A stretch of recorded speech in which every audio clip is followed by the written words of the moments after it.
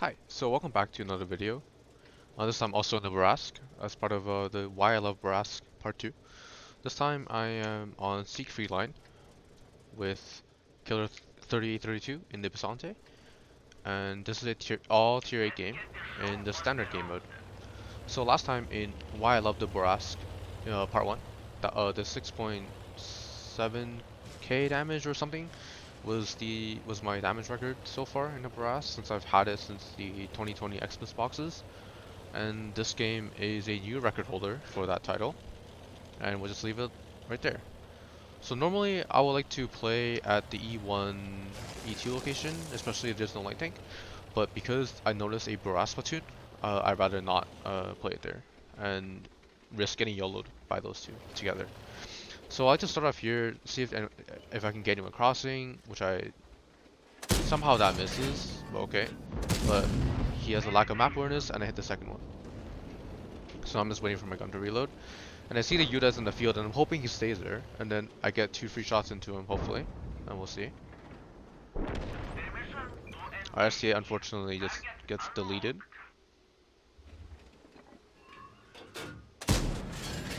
So 1 and 2. Gun behaving pretty well here so far. It doesn't behave this well for all of this replay for sure, trust me.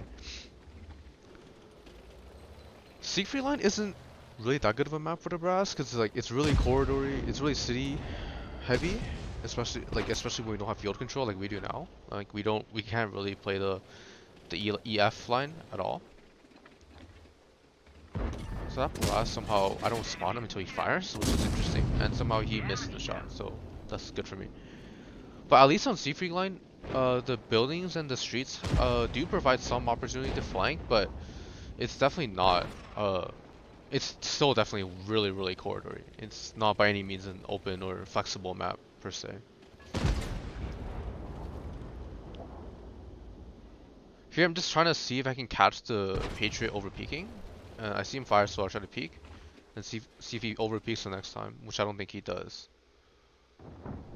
I see the Yudas in the field, but I know he's really low HP, so there's no really a point for me to shoot him. And he doesn't over peek, which is not what I wanted. But I see the 274, which is perfect. Also overexposed. And now I don't think the gun behaves as well as the first time. Yeah, went way too low. Could have aimed it a bit more, but I thought he was going to go below the ridge, so just took the shot there.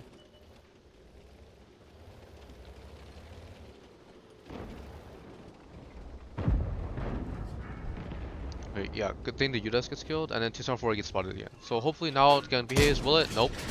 Hits the turret, and then will the second one go in? The second one luckily goes in.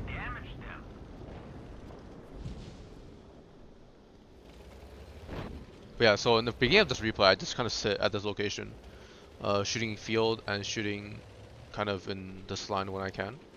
I feel pretty relatively safe because I have 2 TDs and 2 mediums here.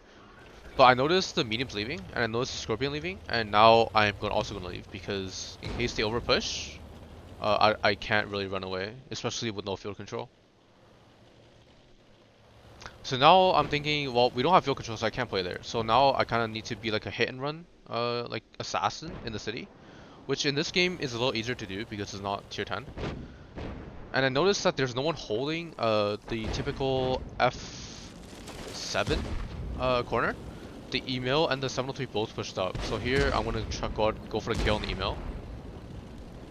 He's easily clippable unless I do low roll both of them severely, which I obviously do because RNG.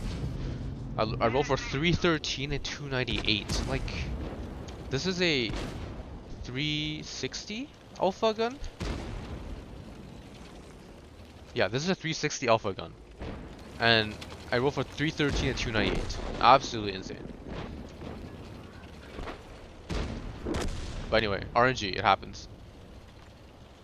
So now it's not looking that great, even though we do have the HP advantage. I feel like we don't have map control at all. Like, again, we don't have city. We don't have field. And our city is kind of being surrounded. Like, our field is kind of just sitting here. And then our TDs and Skoda are at A7 the whole time. So it really feels a lot worse than it I guess it actually is, because I feel like there's not much we can do here. But I'm just trying to go for more city flanking shots. Here I'm just reversing in case there's someone who overpeaks, because reversing in this tank is really, really slow. So if I need to run away, I want to be able be sure to be able to go forward instead of reverse. Reversing in this tank is way too slow in an emergency situation. So now I'm talking to my platoon mate, thinking how we can win this game, and I'm trying to cover him from this flank, and I see 2 shots here. So I go for the kill shot on email, which I get, thankfully. And then I go and reload, I'm pretty sure. Because I don't think that guy's gonna peek. Might as well get 2 shots in. Get 2 clips in. And then now I kind of want to see if I can peek the 5 line on the Patriot and the Sturv. I think those guys are probably busy looking at the TDs. So maybe I can sneak a double shot there. But I think my platoon mate says that Sturv is looking towards him, so now I stop. And then I think I go back around. Go back to where I played in the beginning of the map. Yeah, I thought they might be playing a bit more exposed, like in front of the rubble, but they weren't, which is good for them. But I just decided to overpeak here, and I just go for a one shot on this guy. I was going to shoot for the Sturv, but he was too low. And then thankfully the SC doesn't hit me. And then I'm not gonna go too greedy and get a shot into him. I'm just gonna reload and run away. Because 300 damage on the Patriot is better than nothing. And you can hear all the shots coming in. Trying to yeah. So now it feels even worse because now they have the control of 5 line, and then they have all of field basically, and now we're just cornered in the city. So if this one was I'm telling the T20 to fall back here. In case one of them peek, I can put 2 shots in. And the size 5 luckily does with this ass to me, which is perfect.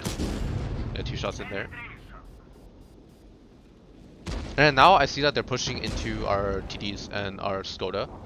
So now I decided to run to the C8, C9 area and try to defend that, I think.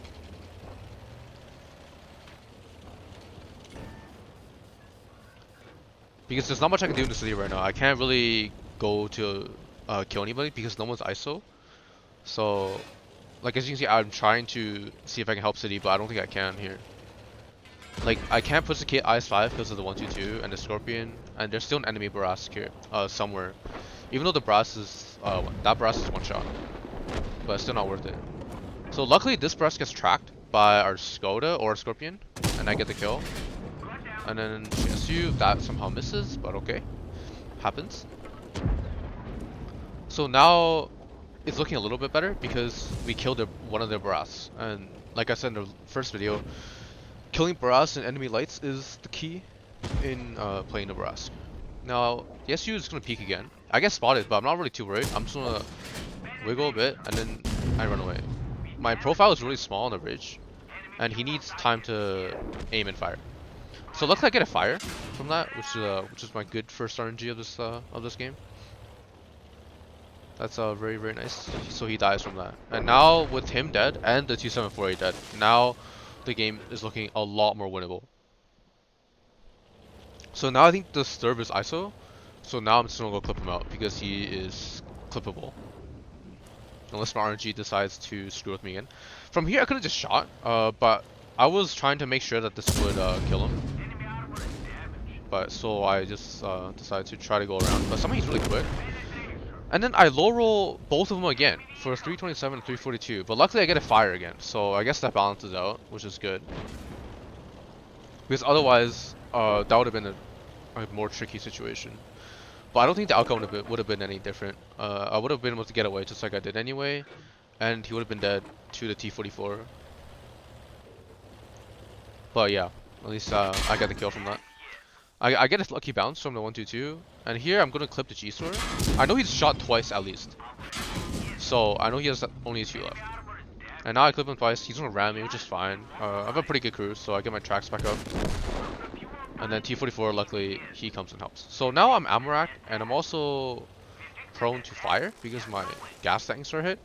So now I'm waiting on the really, really long reload, and this 122 is gonna push down. I can take a hit, which is fine. I'm just hoping the T22, the 44 will cover me, and I don't get rammed, which is fine. So I get my repair, get back up, I repair my ammo rack, and then I'm about to run away, and I put two into it,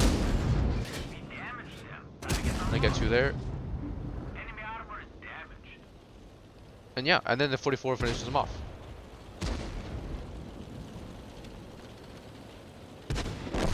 Would have been 8k damage if I got an extra shot in, but it's whatever. Can't complain about this game. So yeah, that was 7.9k damage. This was a pretty good game. I think I played that pretty well for a city map without field control. And yeah, this is a new highest damage game I've had in the Borrasque. And we'll see you over in the post-battle results. Okay, and so these are the battle results. As you can see, 7.9k damage, 0 assistance, Ace Wanker, uh, Tank Sniper, High Caliber, Confederate, with a Arsonist because I lit two people, one people on fire. Anyway, 1.9k base experience, which is pretty insane. Almost 2k base experience is pretty nutty. In terms of profits, made a lot of base profit, uh, or base income, but because I was farming full gold and I have food and I have large kits and stuff running, I don't actually end up making that much money, which is fine, perfectly fine. Fired 26 shots, 23 hit, 22 pen, not too bad. And yeah, this was a 10-minute game, and yeah, that's about it. Thanks for watching, and I'll see you in the next one. Peace.